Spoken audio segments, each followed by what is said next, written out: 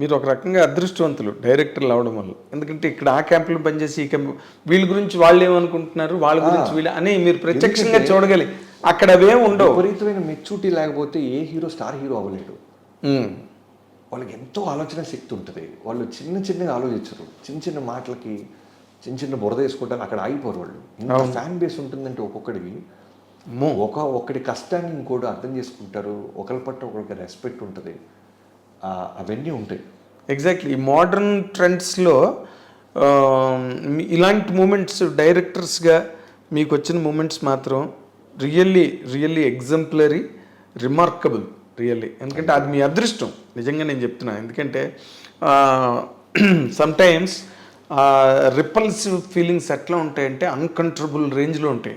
మీరు అదృష్టం అన్నప్పుడు నేను అగ్రీ చేస్తాను, కానీ బట్ ఒక్క విషయం, అదృష్టంతో పాటు ఖచ్చితంగా మీ అందరికి తెలిసిందే విపరీతమైన కష్టం ఉంటుంది సార్ ఈ సక్సెస్కి బిఫోర్. ఎగ్జాక్ట్లీ. ఎందుకంటే ఒక మిడిల్ క్లాస్ ఫ్యామిలీ నుంచి వచ్చాను నేను. అవును. రాగానే జాబ్ దొరికేసింది చిన్నగిష్టి గారి దగ్గర. పొద్దున్న టిఫిన్ పెట్టేవాళ్ళు, మధ్యాహ్నం వర్క్ ఉంటే భోజనం పెట్టేవాళ్ళు. కొన్ని రోజులు నైట్ ఫుడ్కి బయటికి వెళ్ళి తినాలి మనం. అప్పటికి శాలరీ పొజిషన్కి వెళ్ళలేదు నేను. ఇంట్లో డబ్బులు అడిగితే ప్యానిక్ అవుతారు. ఏంటి పాపం ఇంకా సెటిల్ అవ్వలేదా వీడు, డబ్బులు పంపిస్తుంటే అని. ఇంకా ఆ థాట్ ఇవ్వకూడదు.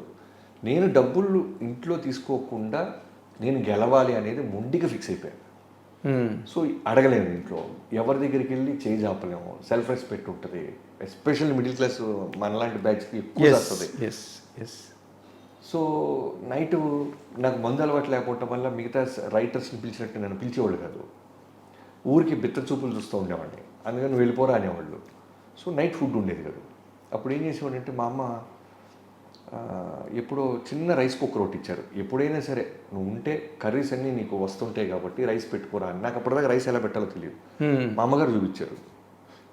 హాఫ్ గ్లాస్ బియ్యానికి నేను తిండికి హాఫ్ గ్లాస్ బియ్యం, 2 గ్లాసులు వాటర్ పోసి కుక్కర్ ఆన్ చేస్తే 1/2 గంట 20 నిమిషాల్లో రైస్ అయిపోద్ది. సో ఆవకాయ జాడి ఇచ్చారు. లేదా మన కర్రీస్ అన్నీ ఇస్తుంటారు అక్కడి నుంచి అని చెప్పేవాడిని. సో 3 రూపాయలు పెడితే పక్కన బంజారాస్ రోడ్ నెంబర్ 7 పెరుగు అమ్మేవాళ్ళు. చాలా మంత్స్ ఆవకాయ అన్నం, 3 రూపాయలు పెరుగు, ఇదే నా ఫుడ్. చాలా మంత్స్ ఆవకాయ అన్నం పెరుగు అన్నం వేసుకొని తినేస్తే అయిపోయేది. ఎప్పుడైనా పొరపాటు ఆ 3 రూపాయలు మిల్చుకోవడానికి, ఎందుకంటే ఎగ్ ఫ్రైడ్ రైస్ అంటే నాకు చాలా ఇష్టం. ఓకే. అప్పుడు ఈ జీవీకే కట్ల ఫారెస్ట్ లాగా ఉండేది. అక్కడ ఫ్రైడ్ రైస్ బండి ఇప్పటికీ ఉంది. వాడి దగ్గరికి వెళ్తే 18 రూపాయలు ఎగ్ ఫ్రైడ్ రైస్, 22 రూపాయలు చికెన్ ఫ్రైడ్ రైస్. సో ఈ 3 రూపాయలు పెరిగి దాచి ఎగ్ ఫ్రైడ్ రైస్ ఆదివారం పొట్టెళ్ళి నేను సెలబ్రేట్ చేసుకోవడానికి ఎగ్ ఫ్రైడ్ రైస్ తినేవాడిని. సో ఈ పెరుగు వేసుకుపోవటం వల్ల ఏమైపోయిందంటే ఎప్పుడు అలవాటు లేకపోవటం వల్ల పచ్చడాన్ని తినడం వల్ల కడుపు మంట వచ్చేది. అదేలే. ఇవన్నీ కూడా నేను ఎందుకు చెప్తానంటే ఇవన్నీ కూడా మెమరీస్ నేను దాచిపెట్టుకునేవాడిని. ఇవి నేను చెప్పాలి. ఏ రోజు నేను సాడ్గా ఫీల్ అవ్వాలా. అదేలే. నాకు మంట అన్నం తినేస్తున్నాం, కారం అన్నం తినేస్తున్నాం, అయ్యో నేను పెయిన్ ఫీల్ అవుతున్నాను, ఇదేంటి నా లైఫ్ ఇలా అయిపోయి. నా ఫ్రెండ్స్ అందరూ న్యూజిలాండ్ వెళ్ళారు, నా ఫ్రెండ్స్ అంతా ఐటీ ఎంప్లాయీస్ వెళ్ళారు, నా ఫ్రెండ్స్ ఇలా ఈ గొడవ ఉండేది కాదు. అరే రామారావు గారు ఇలా పడ్డారంట, నాగేశ్వరరావు గారు ఇలా కష్టపడ్డారంట, చిరంజీవి గారు ఇలా పడ్డారంట, మనం కూడా ఇలా పడతామంటే ఏదో రోజు వస్తుందని వెయిట్ చేసేవాడిని. అదే ఇప్పుడు మీరు చెప్తుంటే నాకు ఎన్టీ రామారావు ఇన్సిడెంట్ గుర్తొస్తుంది.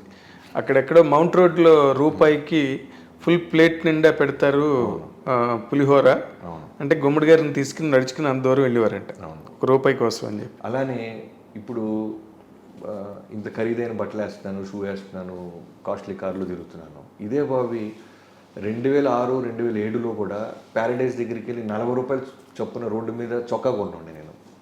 కథ చెప్పాలంటే ఒక హీరోకి మంచి షర్ట్ ఉండాలి. సో వెళ్తే వాడు 100 రూపాయలకి 2 షర్ట్లు, 100 రూపాయలకి 3 షర్ట్లు పెట్టేవాడు. అవును. అలాంటి షర్టు నేను చాలా కాలం వాడా. 40 రూపీస్కి ప్యారడైజ్ దగ్గర నేను షర్ట్ కొన్నా. సో ఇవన్నీ పడ్డా. చాలామంది డైరెక్టర్స్ వర్క్ అయిపోయిన తర్వాత పేమెంట్ విషయంలో, క్రెడిట్ విషయంలో మోసం చేసేవాళ్ళు. ఓకే. ఎప్పుడు కంప్లైంట్ చేసేవాళ్ళు కాదు. ఓకే నెక్స్ట్ సినిమా ఇంకో డైరెక్టర్ ఎవడో వస్తాడు, ఇంకోటి ఎవడో మనం ఉద్ధరిస్తాడు, ఇలా ట్రావెల్ అవుతూ ఉండేవాళ్ళు. సో ఇలాంటి ఎన్నో పెయిన్ఫుల్ మూమెంట్స్ ఉన్నాయి. ఇవన్నీ 11 ఏళ్ళు పడ్డ తర్వాత వచ్చింది నా లైఫ్కి. 11 years is a long journey. ప్రేమించి పెళ్లి చేసుకున్నాను అమ్మాయిని. అసలు ఎవరు కానీ నాకు ఇప్పుడు ఇందులో $1 million డౌట్ క్వశ్చన్ అంట్లా. $1 million అసలు మిమ్మల్ని ఏం చూసి ప్రేమించారండి? ఇప్పుడు నా ఒక్క story- ప్రేమించడానికి ఒక కార్యమే ఉండాలి, ఏ క్వాలిటీ లేవు మనకి. అసలు ఏమీ లేదు మీకు. అది నిజంగానే లైఫ్లో చాలా థింగ్స్ రాసి ఉండాలండి. ఎస్, అంటే మనం పెళ్లి చేసుకోబోయే అమ్మాయి అనేది రాసి ఉంటాం అనేది ఖచ్చితంగా రాసి ఉంటే తప్ప మన లైఫ్లో రారంటానికి బెస్ట్ ఎగ్జాంపుల్ నేనే. ఎగ్జాక్ట్లీ. ఓ 9th క్లాస్ చదువుతున్న అమ్మాయిని ఇంటర్మీడియట్లో ఉన్న నేను లవ్ అంటారు దాన్ని. అప్పుడు ఈ సినిమా పాటలు ప్రేమించుకున్నారు, ఈ రావటం వల్ల అది ప్రేమ ప్రేమ అనుకుండేవాడిని తప్ప ప్రేమ లేదేం లేదు. చిన్న అందరికీ గర్ల్ ఫ్రెండ్స్ ఉన్నారు, మనకి గర్ల్ ఫ్రెండ్ ఉండాలని తిరుగుతున్న నాకు నా ఫ్రెండ్ ఒక అమ్మాయిని కలవటానికి వెళ్ళేవాడు నా బైక్ తీసుకొని పొద్దున్నే. వాడు వెళ్తుంది ఒక స్కూల్ అమ్మాయిని కలుస్తున్నాడని కెండల్ చేసేవాడిని నేను. స్కూల్ అమ్మాయిలో వచ్చేటువంటి రా సోదిలా కూడా కానీ అలా అంటూ అంటూ అంటూ ఒక్కరోజు నన్ను తీసుకెళ్ళాడు. ఇద్దరు అమ్మాయిలు వచ్చేవాళ్ళు. వీడు ఒక అమ్మాయి కోసం వెళ్తే తిలక్ అని నా ఫ్రెండ్, ఆ అమ్మాయి పక్కన అమ్మాయి ఖాళీగా ఉన్న అమ్మాయి పేరు అనూష. ఇప్పుడు నేను పెళ్లి చేసుకున్నాను. సో ఖాళీగా ఉందిగానే మాట్లాడుతూ స్టార్ట్ చేశా. పాపం తను కూడా ఏంటంటే చాలా 9th క్లాస్ అంటే చిన్నపిల్ల. అదే వాటర్ ఉన్నాయా అంటే వాటర్ బాటిల్ ఇవ్వటం, స్కూల్ ఎన్నింటికి అయిపోద్దండి అంటే టైం చెప్తాం, ఇలా స్టార్ట్ అయ్యి అలా అలా వెళ్తూ వెళ్తూ వెళ్తూ వెళ్తూ తెలియకుండానే రోజు ఫోన్ మాట్లాడటం. అప్పుడు సెల్ ఫోన్లో ఈ గోళ ఇది లేదు, ల్యాండ్ లైన్లో ఫోన్లు రావటం. ఓని అమ్మ సినిమాలో లాగా మనకి ఫోన్ వస్తుందని నాన్న పడుకున్న తర్వాత ల్యాండ్ లైన్ ఎత్తటం, నైట్ టైం ఎక్కువసేపు మాట్లాడటం. తెలియకుండానే ఒక ట్రావెలింగ్ స్టార్ట్ అవటం. అయిన తర్వాత సడన్గా అమ్మాయి 10th క్లాస్ అయిపోయి ఇంటర్మీడియట్కి వచ్చే టైంకి మనం ఇలా మాట్లాడుకోవాలంటే పెళ్లి చేసుకోవాలి అంతే. ఇదేంటి పెళ్లి గిల్లి అంటది, ఇంత చిన్నపిల్ల, మనమే చిన్నపిల్లడు అనుకుంటే ఇంకా చిన్నపిల్ల, ఆ చేసుకుంటావులే అలా అన్న తర్వాత తెలియకుండానే నాకు పెళ్లి చేసుకుంటానని మాట ఇచ్చాను కదా, పెళ్లి చేసుకోవాలంటే my separate caste, inter caste marriage నాది. అంత ఈజీగా ఒప్పుకోరు కదా మన సైడ్. అన్ని చోట్ల అడ్వెంచర్సే, అన్ని చోట్ల అడ్వెంచర్సే. ఇలా థింక్ చేస్తూ ఇంకా మనకి చదువు కరెక్ట్ కాదు, మనం ఏదైనా వెతుక్కోవాలి. ఎస్పెషల్లీ ఈ అమ్మాయిని పెళ్లి చేసుకోవాలంటే మనం వాళ్ళకి కన్విన్స్ చేయాలంటే మనం ఎక్కడో సెటిల్ అవ్వాలంటే మనకి ఏమొచ్చు. ఇలా నెంబర్ ఆఫ్ కన్ఫ్యూజన్స్లోంచి హైదరాబాద్ వచ్చాను. ఆ అమ్మాయి 2000లో నాకు పరిచయం అయితే, 2001లో పరిచయం అయితే 2003 వచ్చాను. 2 years తర్వాత వచ్చేసాను. ఓకే. వచ్చిన దగ్గర నుంచి ఫోన్ కాల్సే.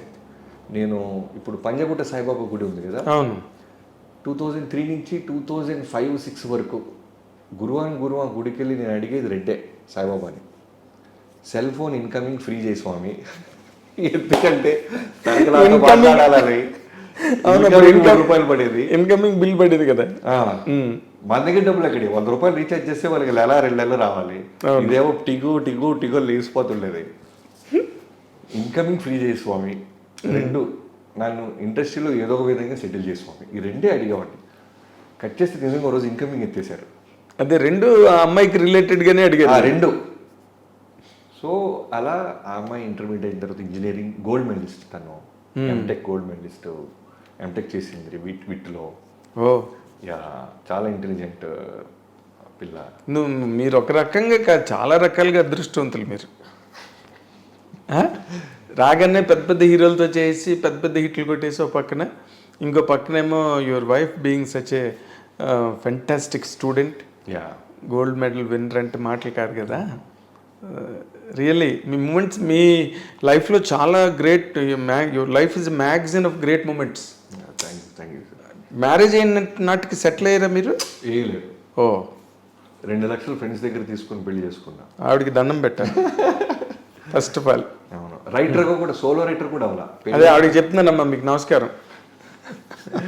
పెళ్ళి అయిన తర్వాత ఆల్మోస్ట్ 2011 నాకు పెళ్ళి అయితే 2012 బల్పు 1 yearకి బల్పు రైటర్గా నేను ఫస్ట్ టైం ఒక స్టెప్ ఎదిగా. ఓకే. ఒక కథ అమ్మగలగడం జరిగింది నేను. అప్పటిదాకా గోస్ట్ రైటర్గా నెంబర్ ఆఫ్ మంది రైటర్ల దగ్గర పనిచేసేవాడిని. అంతలో ఎవరెవరండి మీరు గోస్ట్ రైటర్గా పనిచేసిన వాళ్ళు? నేను చాలా మంది. ఫస్ట్ బేసిక్గా నన్ను చిన్ని కృష్ణ గారు, ఆయన నిజంగానే నా ఫస్ట్ గురువు ఆయనే. ఎలా అయితే రవితేజ గారు నా లైఫ్లో ఒక బెస్ట్ సపోర్టర్గా ఉన్నారు, అలానే ఇనీషియల్ టైంలో మీసాలు కూడా లేని ఒకటి తీసుకొచ్చి కొన్ని రోజులు రైటర్గా పెట్టుకుని తర్వాత ఆయన ఇంట్లో స్థానం ఇచ్చి, ఇటు బయట ఉంటే పాపం తిండికి ఇబ్బంది పడతాడని ఆయన గమనించి ఆయన ఇంట్లో పెట్టుకొని ఆయన దగ్గర అన్నీ చేసేవాడిని. పొద్దున్న 5ంటికి లెగవాలి. ఆయన వెరీ వెల్ డిసిప్లైన్డ్ ప్రిన్సిపల్స్ ఉంటాయి. జై శ్రీమన్నారాయణ 7ంటికి సిట్టింగ్ స్టార్ట్ అవ్వాలి. సో ఇలా ఆయన దగ్గర 2 years చేశాను. ఆ తర్వాత అసిస్టెంట్ డైరెక్టర్ అవుదామని పొలిటికల్ రోడ్కి గాంధీ గారి దగ్గర జాయిన్ అయ్యాను. జాయిన్ అయిన టైంలో పరశు బ్రదర్స్తో వెంకటేశ్వర గారితో బాగా విపరీతమైన ట్రావెలింగ్ జరిగింది. ఆయన దగ్గర చాలా వర్క్ సిటీస్కి ఆయన బాగా ఎంకరేజ్ చేస్తారు యూత్ని చేస్తారు. పైగా one of the top most writer కదా, ఇప్పుడు సెలబ్రేటెడ్ రైటర్స్ కదా, రూలింగ్ ది రూల్స్. ఆయన తర్వాత ఎంఎస్ రాజ్ గారి దగ్గర వర్క్ చేసాం. తర్వాత దిల్రాజ్ గారి దగ్గర జర్నీ స్టార్ట్ అయింది. అలాంటి టైంలోనే కోన వెంకట గారు దగ్గర శిష్యరికం జాయిన్ అయ్యాను. ఆయన దగ్గరే ఎక్కువ నేను ప్రపంచాన్ని చూసింది కోన గారి దగ్గర, కోన వెంకట గారు దగ్గరగా చూశాను ఇండస్ట్రీ సెలబ్రిటీస్ని. అవును, ఆయన కూడా చాలా పెద్ద అనుభవాల కోన. అవును, కోన వెంకట గారు అంటే ఆయనకి ఎన్ని అనుభవాలు, అసలు ఆయన ఎన్ని అడ్వెంచర్స్ లైఫ్లో. And very what you call very accommodative person. ఎదుటి వాళ్ళని వెంటనే ఇమీడియట్గా అర్థం చేసుకునే గుణం. అని మీరు చెప్పాను కదా, ఈ రకంగా కూడా మీరు అదృష్టవంతులే. ఎందుకంటే మీరు అసోసియేట్ అయిన వాళ్ళందరూ కూడా హైలీ కాంప్రహెన్సిబుల్ పీపుల్. వాళ్ళందరూ కూడా చాలా చాలా సంతోషంగా ఉంది నిజంగా. ఇప్పుడు తర్వాత నేను అనుకోవడం మ్యారేజ్ సెటిల్ అయ్యి ఆవిడ వచ్చిన తర్వాతే మీకు సక్సెస్ వీసా స్టాంపింగ్లు గట్రా జరిగాయని అనుకుంటున్నాను. You believe it? 100%. అవునా? Very nice. ఇప్పుడు ఆ పాత రోజులు, గుంటూరు రోజులు అవన్నీ తలుచుకుంటే ఎలా అనిపిస్తుందండి? మీరు పెద్ద డైరెక్టర్ అయిపోయి అసలు మెగాస్టార్ ఎప్పుడైనా అదే స్ట్రెస్ఫుల్ అనిపించినప్పుడు మాత్రం ఒక్కసారి గుర్తెచ్చుకుంటాం. ఎక్కడి నుంచి వచ్చాం మనం, ఎక్కడికి వెళ్ళాం. ఒక చిన్న శాంట్రో కార్ లాంటిది ఉంటే సరిపోద్ది కదా అనుకునేవాడిని. 2007లో కారు కొంటే డౌన్ దిగుతున్నప్పుడు ఆఫ్ చేసేస్తుండేవాడిని, ఏసీ ఆఫ్ చేస్తుండేవాడిని అప్పు ఎక్కుతున్నప్పుడు, పెట్రోల్ ఎక్కడ అయిపోద్దో అని. సో అలాంటిది ఇప్పుడు మన కింద ఇంతమంది పనిచేయటం, ఇంతమంది యూనిట్ మన మీద డిపెండ్ అవటం, ఇలాంటి పెద్ద సెలబ్రిటీస్ గొప్ప వ్యక్తులతో మనం ట్రావెల్ అవటం, ఒక్కసారిగా మనకి ఏదైనా షెడ్యూల్ స్ట్రెస్ కానీ ఇంకేదైనా చిన్నది అనిపిస్తే వెంటనే ఫ్లాష్ బ్యాక్ వెళ్తా. టికెట్ చాలని వచ్చేవారో టికెట్ బెనిఫిట్ షో దొరికితే చాలనుకున్నాం, మనం డైరెక్ట్ వాళ్ళు ఇళ్ళకి వెళ్తున్నాం కదా, నీకేంట్రా బాబీ అని అనిపిస్తుంది. నిజంగానే మీరు దీంట్లో ఒక బ్యూటీ ఏంటంటే, నేను నెలకు అద్దె కట్టాలా లేదా అని స్ట్రగుల్ అవుతున్నప్పుడు ఉన్న అనూష ఇప్పుడు ఎంత సంపాదిస్తున్న అనూష అదే ప్రేమ. తనకేమో పెద్ద అబ్బా నా మూడు పెద్ద కారు కొనేసాడు, పెద్ద ఇల్లు కొనేసాడు, ఈ గొడవ ఉండదు అసలు. నేను అప్పుడప్పుడు ఏడిపిస్తుంటాయి, నీకు అర్థమవుతుందా అసలు నేను ఏం చేసాను సోది ఉంటున్నావు, సోది చెప్తావు. శాంటర్ అయితే ఏంటి, రేంజ్ రోవర్ అయితే ఏంటి, కారే కదా అంటుంది. ఎంత కష్టపడితే కనీసం పొగడమే ఏంటి అనిపిస్తుంటుంది. కానీ అంటే ఆవిడ మీరు చదువుకున్న పర్సన్ కదా, షీఈ్ ఎన్ ఎడ్యుకేటెడ్ పర్సన్. అంటే వాళ్ళ పెంపకం కూడా